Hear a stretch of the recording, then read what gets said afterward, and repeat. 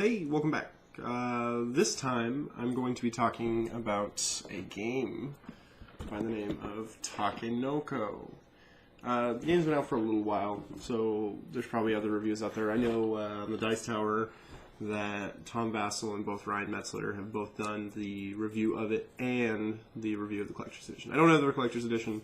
It's probably worth it, but I don't know. We'll see what I like about it, and I'll say it. 2 to 4 player game designed by Antoine Bauza. You probably butchered that name, and I apologize. I haven't really played anything else by him, but oh no, he made Seven Wonders. Played it. It was okay. I enjoyed Seven Wonders. It was alright. But we're here for Takenoko. Components. I'd probably give components a 6. The bamboo system of the stacking is really nice. I like the idea behind it, and it's really quality wood. But on the same note, at least on the copy that I got, the holes were kind of misdrilled and weren't exactly centered, and some were bigger than the pegs, so it kind of takes some forcing for some of the pieces. So though they look very cool and are very nice quality looking, they have the problem of just not fitting together all the time.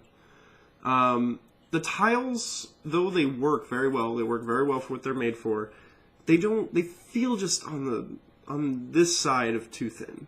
Just barely. And that's just for me. I kind of like, I play things like Betrayal and Space Hulk, and those they feel very firm. And these tiles are just shy of being good, but work perfectly fine. No issue with them.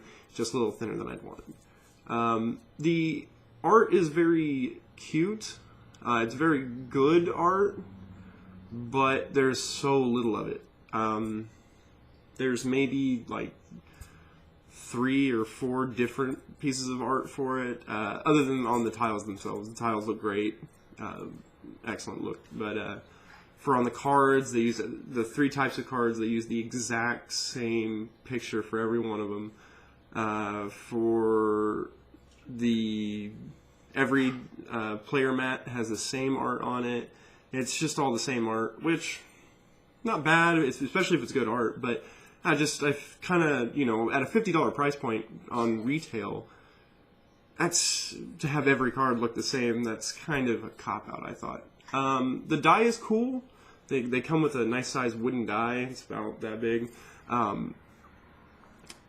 It's very cool looking, but the paint on it, they did such thin symbols, and the paint is not of a very drastic type of paint. I don't know what it is, but sometimes it's hard to distinguish. You can almost not see the cloud on it because they use a really light purple on the wood of the die. It's just kind of hard to distinguish, especially at a glance or if you're brand new at playing it.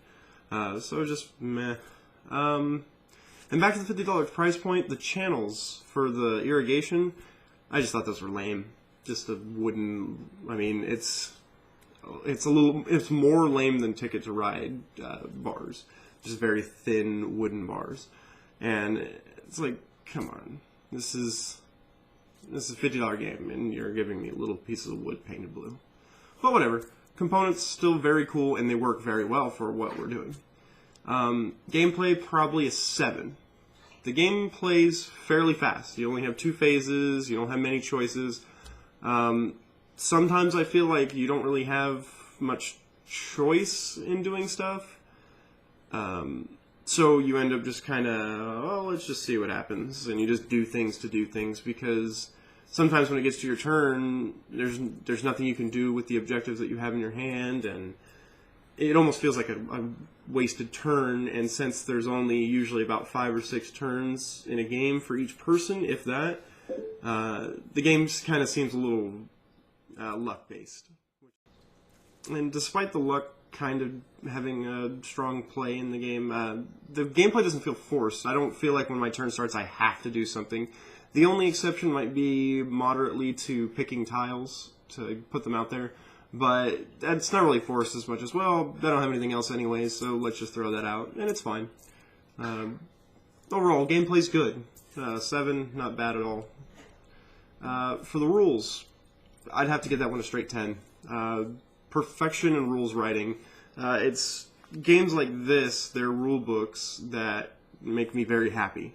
Everything is clear and concise and done clean. Everything's in its right spot. It's easy to refer to if you need to go back to it. They don't get caught up in too much verbiage. A lot of diagrams. Almost every page has diagrams on it. I like that a lot. Everything's almost quick reference, especially on the sheet that they give you to start with everything. Almost everything is referenced, which is really it's a real shorthand reference, so you had to have read the rule book, but very nicely done. Rules, awesome. Keep it up. Fun, I'd give a 7. I can't imagine anybody not being able to play this game. Maybe not everybody would like it because it's not the deepest game, but anybody can play it. Probably if you're 8 or up, I would say. Great to see on the table. It's a cute looking game. It draws a lot of attention, but depending on how you what kind of group you play with, if you tip your hand a little bit in what you're trying to do, it's very easy to ruin other people's days and what you're doing, and sometimes even on accident. You can do something and people are like, why would you do that? And it's like, I didn't know. But I mean, that's almost any game, especially with hidden objectives. Complexity, definitely low. Very simple game. I've heard phrases like family-oriented, but I don't know. Everybody's family's different. For the length of game, probably short. You could probably get a game done in 40 minutes or less, even if you're brand new at the game. More players doesn't really increase time too much because it decreases how many objectives need to be completed by a single person. So that's good. Overall, good game.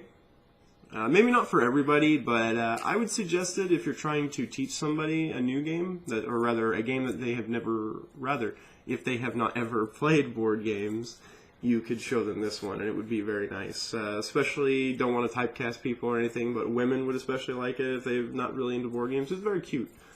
Kids would like it.